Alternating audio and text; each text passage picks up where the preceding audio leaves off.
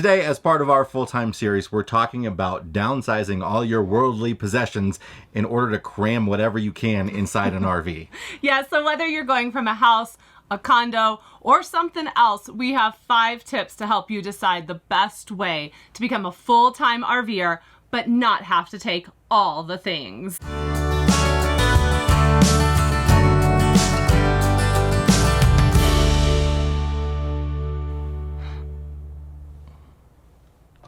It's like my eyesight.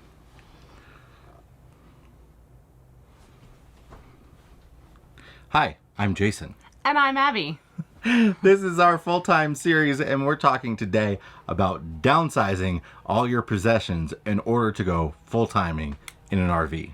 Absolutely. And so whether or not you are coming from a large house or a condo, we've just got 5 tips that will help you decide the best way to keep your stuff. Number 1, as Hamlet once asked, to storage unit or not? That is the question. You have a lot of things and you can't quite decide if you should get a storage unit or if you should try to sell, donate, or just give away. That's a really valid question.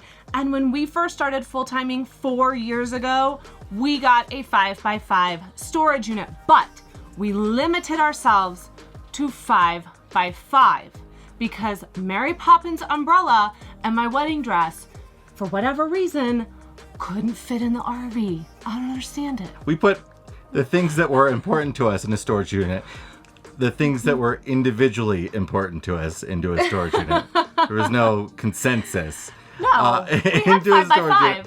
And we got rid of that storage unit maybe 2 years after having it? About 2.5 years. The main reason why we got rid of it. So if you decide to go with a storage unit, cost is going to have to factor into your monthly RV budget. Now, our 5x5 storage unit in a suburb of Chicago was costing us about $35 a month. But you could be paying up to $200 a month for a bigger storage unit. Yeah, it just depends on what you get. Now, at that time, we didn't have family in the area, so kind of using someone's garage or basement or attic or spare closet wasn't really an option for us.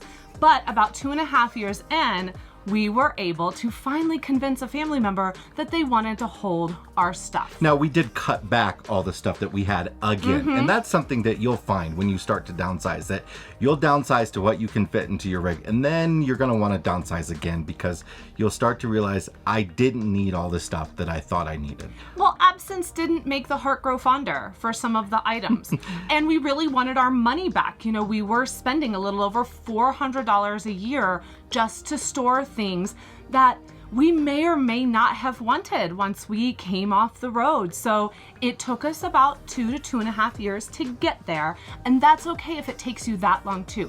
There's no shame in getting a storage unit or asking a family member to hold some of your stuff. But think about not storing stuff that really has no personal meaning to you. If you're storing it, make sure there's a good reason you're storing it. Don't store your mother's collection of teapots just because she wanted you to have them, even though you hate them. If you love them, great, store them. If you hate them, give them to your sibling. I feel like this is a veiled No, this is not. the This is Mary this. Poppins umbrella. Like, I don't bought let you that- the Mary Poppins umbrella. This is I just true. thought it should come with, and you should use it like an umbrella. No, unless it's gonna fly me off into the clouds, I'm not using it. But really, like, pieces of furniture that really have no meaning to you, even though you may have spent a lot of money on them, get rid of them. Even though you may be losing a lot of money getting rid of them, you're spending money storing them. And that brings us to our second tip. Start downsizing as soon as possible. The minute you know that you're going to become a full-time RVer, be it 1 year, 2 year, 1 month, 2 months, start downsizing. We had about 6 months between deciding to convert a school bus into an RV and moving into the school bus. We were coming from a 3-bedroom, 1-bath condo in Chicago, so we didn't have a lot, but we did have a lot of stuff, and it took us to the wire to get rid of the things that we didn't need or to store the things that we weren't going to take with us. It was incredibly stressful. I feel like I remember saying to you, this feels like a full-time job. It's not like moving. It's more work than moving. And if you've moved before, you know moving is a lot of work because you're not just packing it, you're trying to find people to take it. Yes, and that's the thing. Like, you are making these decisions about what goes, what stays, how it goes, how it stays, and then you're transporting those things. Get a storage unit, if you're getting one, at least 1 month before you move out. Do not do what we did and try to move all those things on the day you're moving out of your apartment. That is not a good idea. And I'm happy that we did that in order to impart that to you. But boy, I wish someone had said to us, hey, Eppersons, you're gonna move this stuff sooner, right? Because it was a nightmare. So get your storage unit sooner, or if you're storing at a family member's house, just in pieces. Take those things over there. They won't notice it as much if you take it in pieces. Yeah, that's the thing. They won't notice because you just bring little bits at a time. Even if you're not 100% that you'll be going full time, it's a good kind of way to dip your feet in the water. Start getting rid of things, and then you'll start to realize, can I live without these things? And if you decide you're not going to go full time, you'll be more organized and less cluttered. Absolutely. And that brings us to our third tip. Downsizing is physically and emotionally exhausting, and you need to take care of yourself during this process. When we were downsizing and looking at things and judging their worth in our lives, that was really emotionally hard. It was hard for us, and it was hard at times for our kids. Now, we tried to make this more of a family involved downsize in the beginning, but we had very little young ones at the time who had a little bit of a difficulty understanding why things were going. So at some point we had to make the decision that this had to become more of a 007 operation. And so that was a choice that we made because physically and emotionally we were all exhausted. You know, I have a really, really vivid memory of the day I sold our double stroller. It was just the City Mini. It was something I had loved. I pushed my babies in it. We had walked the sidewalks of Chicago, and I sold it. And I didn't want to keep it in storage because I wanted it to continue to have life. Why do I just want to keep something somewhere because I can't release it? But I did sit down on the steps of our brownstone and cry after they left because it just represented something to me. Physical items sometimes can represent things. So be kind to yourself. If you come across something and you say, oh my gosh, I just can't get rid of this mug. I got it when I first started my job, or someone gave it to me to have hot liquids in after my baby was born, or whatever. It's okay to keep it. This is why we say let go of the stuff instantly that you don't have an emotional connection to. If it's just a financial connection, let it go because you're going to spend so much emotional energy on the other stuff. If it came from IKEA, guess what? You don't have an emotional attachment to it. I love IKEA. So, but the point being is that it's okay to take this mug, set it aside, and say, today I'm not dealing with this mug. I'm going to deal with this mug at a different time, and maybe I'm going to put this mug in my RV. Tip number 4 goes perfectly in line with the mug. Do I need this item? Not do I want. Those are two very different emotions. Do I need it? As you're looking at it, think about your life on the road. Think about the things that are going to come into your life on the road. If you pack this trailer full of stuff and you are at your weight limit already, what do you do when you're out adventuring and you just see this one particular item that you'd really like to add in there? You know, one thing in, one thing out. Are you going to be able to do that? And guaranteed, the things that you think you'll need, you probably only need about half of them. And remember, you can get pretty much anything on the road. This is not like the last chance you will see any items ever. You can always, wherever you are, go to the Walmart and buy something that you thought you didn't need, but He really meant to say go to the Target. Or the Target. Or the IKEA, because they're all over the country too. So that's just a question that only you can answer for yourself, or that your family can answer, is, do I need this item? Do I want this item? If I want this item, but it doesn't fit into my RV life, again, then maybe that's something that goes to storage, Or maybe that's something that goes to that family member's house on that Sunday you go over for dinner, and then they don't know that you stuck something up in the closet. Just saying. And finally, our fifth and last tip. Skip the garage sale. Sell everything online.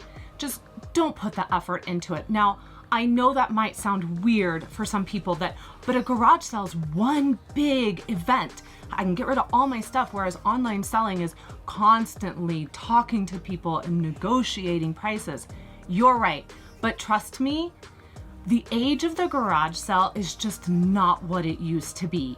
We hosted a garage sale. The amount of effort I put into that, the pricing, the organizing, the advertising, all of that, the amount I yielded in return financially made no sense to me. And as a matter of fact, most of the stuff we sold in that garage sale, it was at your parents' house in Kansas City. And it was stuff that I drove in our school bus conversion from Chicago to Kansas City just for this garage sale. It was a bad idea. Oh, it was a disaster. I mean, we were living in an apartment, so obviously it wasn't as easy to have a garage sale. Perhaps you have a house. Perhaps you can set up your garage to be a garage sale that happens every single weekend. That's totally fine if you want to try that. But you might find yourself exhausted by that and not getting the kind of financial return you think is worth your time.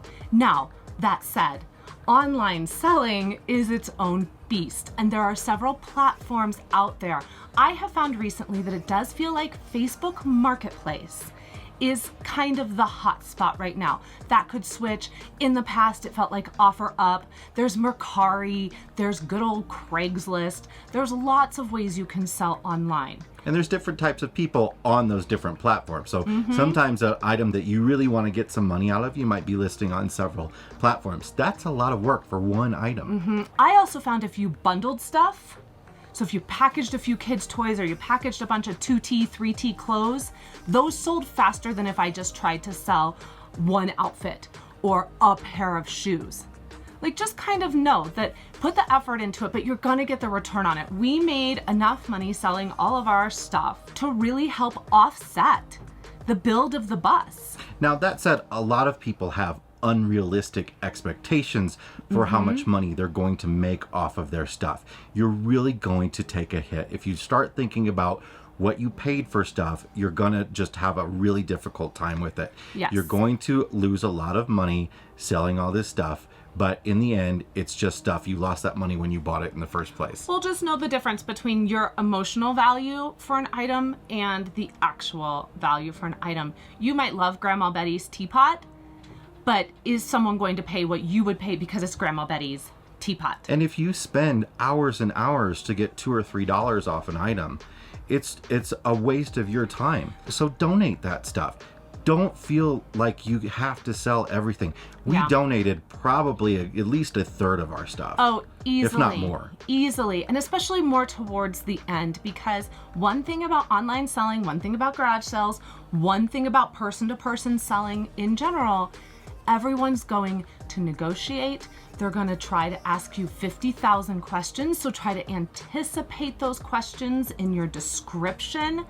Even if you think you put like a rock bottom number on your item, they are going to ask for half of that. Oh yeah. I mean, we were selling at the garage sale, like really, really nice kids shirts for $0.25. I mean, and people were like, I'll give you a nickel.